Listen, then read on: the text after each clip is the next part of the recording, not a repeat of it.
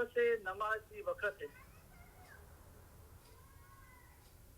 મૌલા મુર્તઝાલી ફરમાવ્યું કે ખુદા છું ખુદાયા, મને બહેસની તમા નથી, તેમ હું દોઝખથી ડરતો નથી.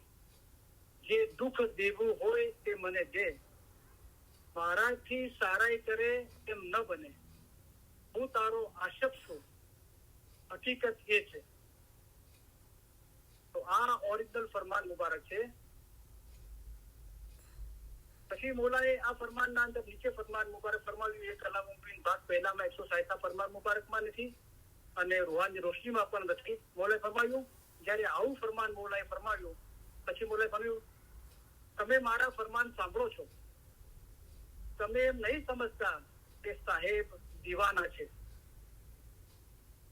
તો આ જે મોલાએ ભેદ ખોલ્યો કે આતશના ગુરસથી ડરીને દાસ્તીને લીધે ઇબાદત બંદી કરે તે મોહમ્મદ નથી, પણ ખરું ડરવું એ છે કે ખુદાના દીદારથી દૂર ન થવાય તેનાથી ડરવું જોઈએ. જેમ કે હજરત મૌલા મુર્તઝાલી એક દિવસ નમાઝની વખતે ફરમાયું, ખુદા છું ખુદાયા, મને બહેસની તમા નથી, તેમજ દોઝખથી હું ડરતો નથી.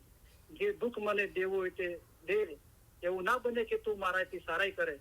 હું તારો આશક છું, હકીકત એ છે. તો મૌલાએ આ હકીકત બતાવી, ઘણી બધી હકીકતો બતાવી કે ઉમેદ આઝાદીની રાખવી હકીકત છે, યા અલીને ઓળખવું હકીકત છે, પણ આ હકીકતની હકીકત બતાવી. અને મૌલા મુર્તઝાલીએ પોતે આશકના રૂપમાં આવીને હું તારો આશક છું અને કીધું કે આ હકીકત છે. અને આ હકીકત મૌલાએ જાહેર કરી.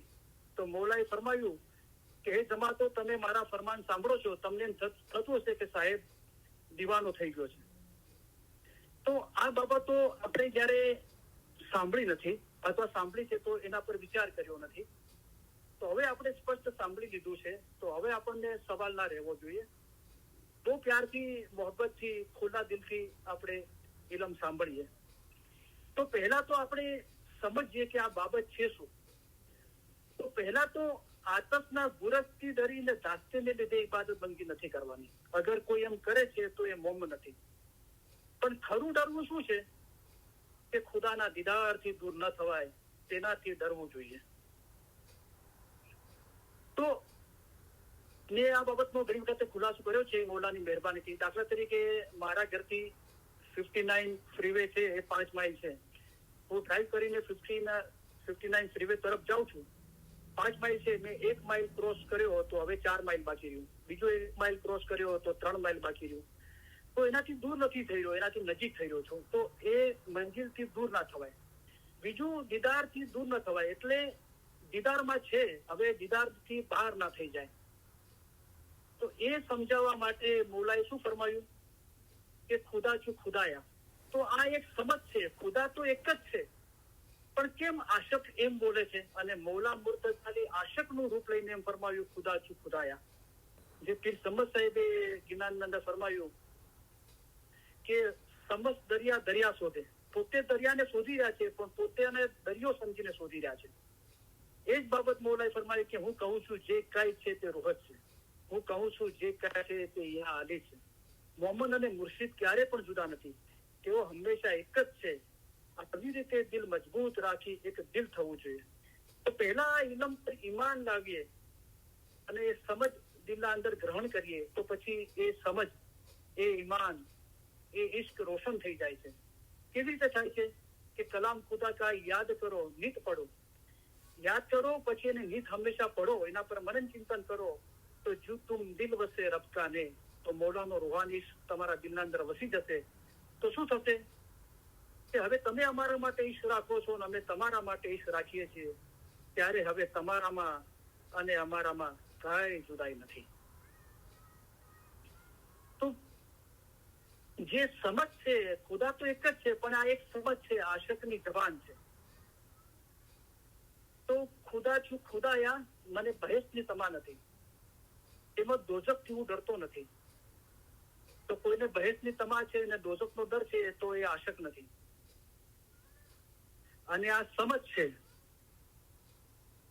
જે આપણે બુતરસ ફરિશ્તાનો દાખલો કહીએ છીએ કે બુતરસ ફરિશ્તો રૂપક છે, મેટાફોર છે. પોતાની ઇબાદત ના પ્રતાપે ખુદાની હુજુરમાં જાય છે, ખુદાને પૂછે કે કોણ છે, તો બુતરસ ફરીસ્તો ખુદાને અરજ કરે છે, ખુદા તું એક છે ને હું એક છું, એક તું છે ને એક હું છું. તો એ પાકો કપાઈ જાય છે અને નીચે પડે છે જમીન પર. આવું વારંવાર થાય છે. તો બુતરસ ફરીસ્તાને સમજમાં નથી આવતું, રસૂલિલ્લાહ પાસે જાય છે કે મારે આ કોયડો છે, આ મૂંઝવણ છે, તો એનો ઈલાજ કરો. તો રસૂલિલ્લાહ ની વાત સાંભળે છે. પછી રસૂલિલ્લાહ એને મૌલા મુર્તઝા પાસે મોકલે છે. તો મૌલા મુર્તઝા પૂછે છે કે શું છે, તો કે હું મારી ઇબાદતના પ્રતાપે ખુદાની હુજુરમાં જાઉં છું અને ખુદા મને પૂછે છે કોણ છે, તો હું એમ કહું છું. મૌલા મુર્તઝા પૂછે છે કે તું શું કહે છે, તો કે હું એમ કહું છું કે ખુદા તું છે એક અને હું છું, તો મારી પાકો કપાઈ જાઉં, જમીન પર પડું છું. તો મૌલા મુર્તઝા એને ઇલ્મ આપે છે કે હવે તું તારા ઇબાદતના પ્રતાપે ખુદાની હુજુરમાં જાય અને ખુદા તને પૂછે કે કોણ છે, તો પૂછે કે તું છે, તારા સિવાય બીજું કાંઈ નથી. આ ઇબાદત થી સદરદીન સાહેબે કરી કે તારીએ તું તારણ હાર ખુદાવીન, અવર ન તારે દુજા કોઈ, અલી તુહી તું फिर समझ साहिबे इबादत करी, हक तू पाक तू बादशाह, मेहरबान भी अली, તું. તો આ ચીજ મૌલા સમજાવવા માટે મૌલા મુર્તઝા અલી આશિકનું રૂપ લઈને, અને એ જ મૌલા મુર્તઝા અલી પોતાના 48માં જુવામાં ફરમાયું કે ખુદા છું ખુદાયા, મને બહેસની તમા નથી, તેમજ દોષથી હું ડરતો નથી, જે દુઃખ મને દેવું હોય તે દે, એવું ના બને કે તું મારાથી સારાઈ કરે, હું તારો આશિક છું, હકીકત એ છે. તો અહીંયા જે દુઃખની વાત આવે છે એટલે આપણે એમ સમજીએ છીએ કે આપણે એમ બોલીને કે સાંભળીને આપણે પરખ માંગીએ છીએ, પણ પરખ માટે તો મોલાએ ના પાડી કે કોઈ પરખ જમાત તમે પોતા પર પરખ કે કસોટી ના માંગો, બરાબર. અને અહીંયા પરખ નથી, અહીંયા દુઃખની વાત એ છે કે નેકે નિંદર જો જા પડ્યા, તિસે રોમે રોમે દુખડા જડ્યા. તો ને ઈશ્ક કોને નથી જોતો? મૌલા મુર્તઝા અલીનો. આપણે બધા મૌલા મુર્તઝા અલીના ઈશ્કના પ્યાસા છીએ, એના ભેદના, એના રમઝના પ્યાસા છીએ. फिर समझ साहिબે ફરમાયું, તેરી રમઝ કા પિયા મેં હું દીવાના, તારો ભેદ પામવા માટે હું દીવાનો થઈ ગયો છું, તારો રૂહાની ઈશ્ક મેળવવા માટે.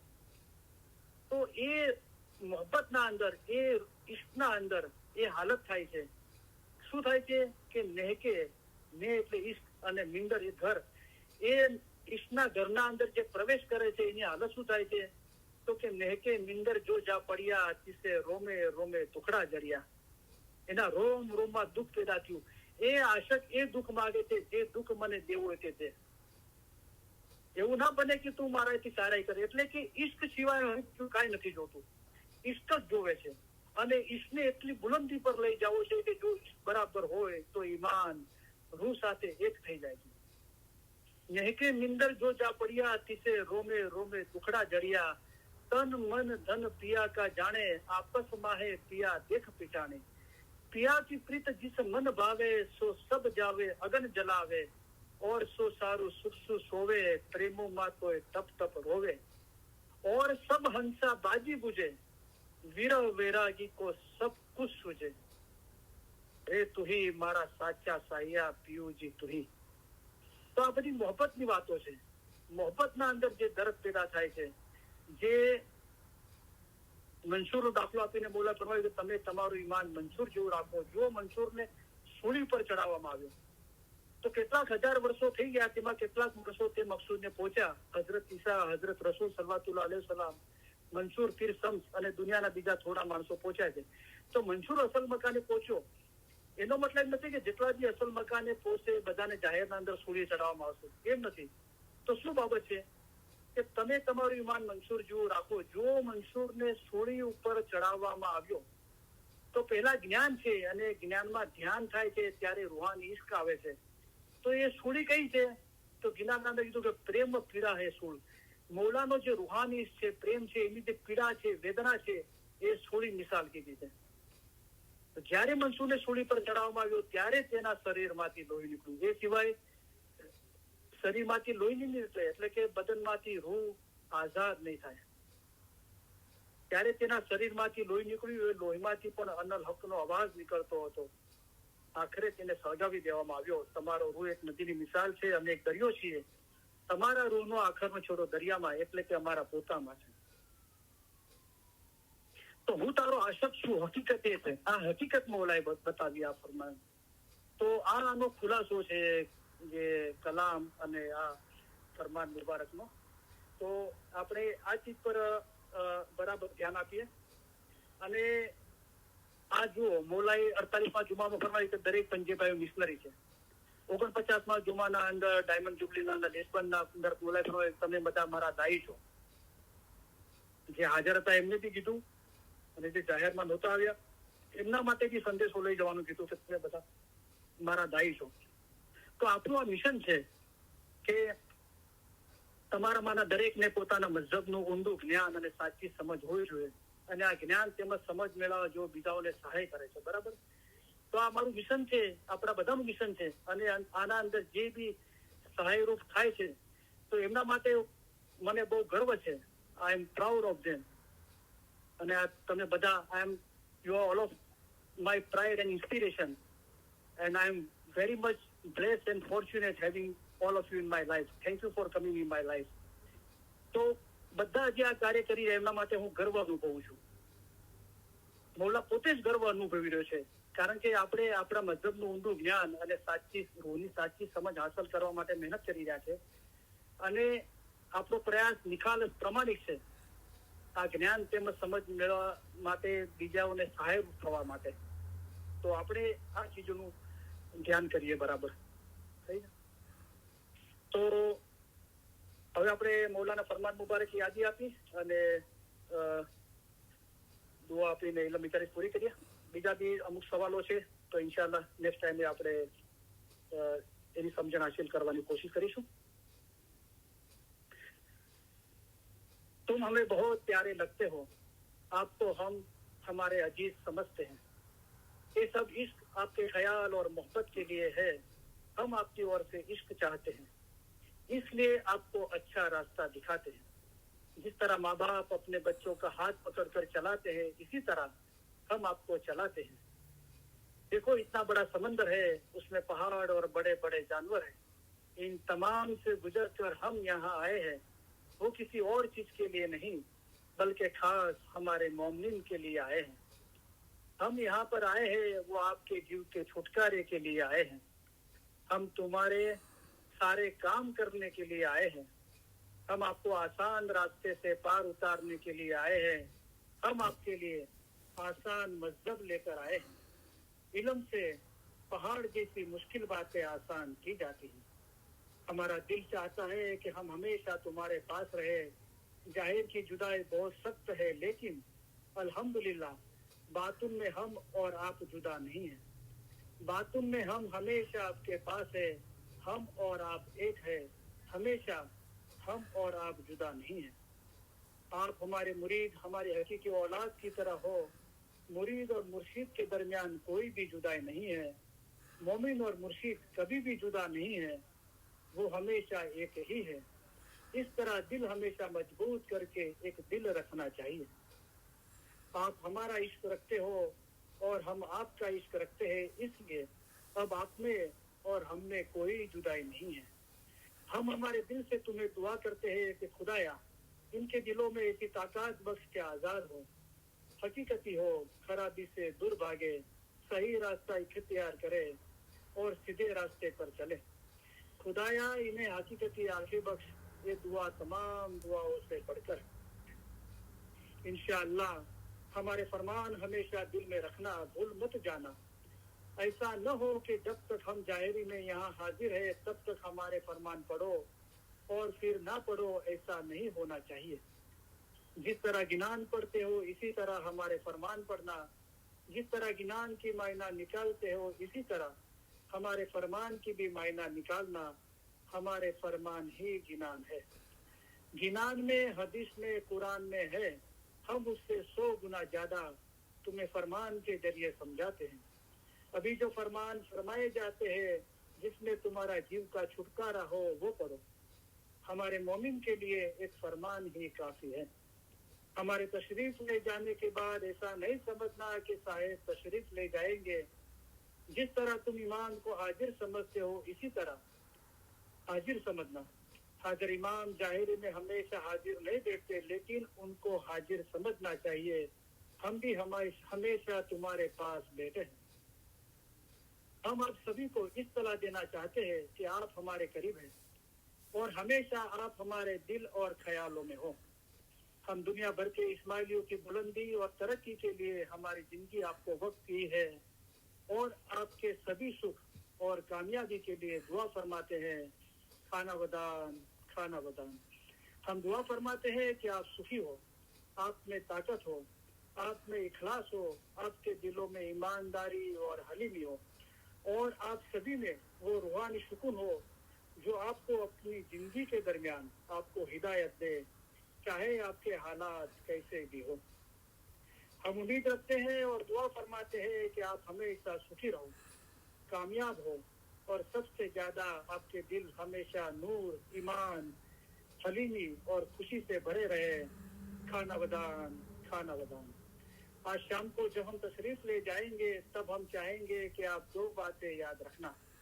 एक तो ये है कि आप हर एक की याद, हर एक का चेहरा हम हमारे दिल में लेके जाएंगे।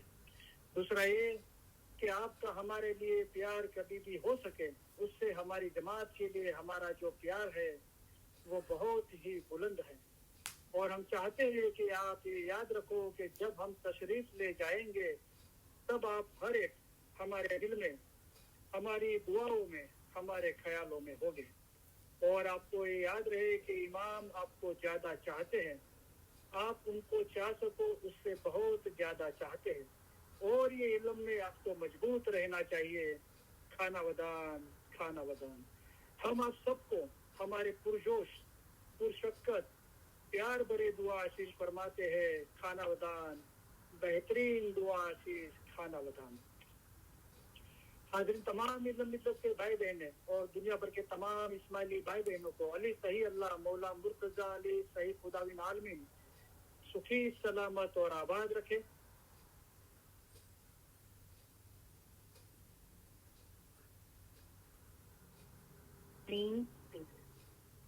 ईमान आखिरी दम तक सलामत रखे। आमीन, सारी नेक उम्मीदें पूरी करे। आमीन, आमीन, बच्चों को एजुकेशन में एक्सेल करे। आमीन, बच्चों को नेक तौफीक दे। आमीन, सबकी कुल मुश्किलात, बीमारी, बलाए, आफतें, तकलीफें, मसाइल, गैर समझ को दूर करे। आमीन, आमीन, धंधा रोजगार कमाई में बरकत दे। आमीन, आमीन, किसी का कर्जदार और मोहताज ना करे। आमीन, आमीन, दीन और दुनिया में पुरसुकून रखे।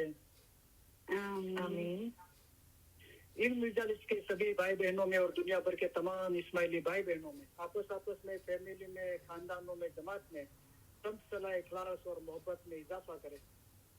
आमीन, लंबी सेहतमंद जिंदगी अता करे। आमीन, हमारे मुल्क में और दुनिया भर में जहाँ भी सलामती नहीं है वहाँ सुख, सलामती और आबादी फैलाए। आमीन, हमारे दिल नूर, ईमान, हलीमी और खुशी से भरे रखे। आमीन, आमीन, इल्म ज्ञान में इजाफा करे।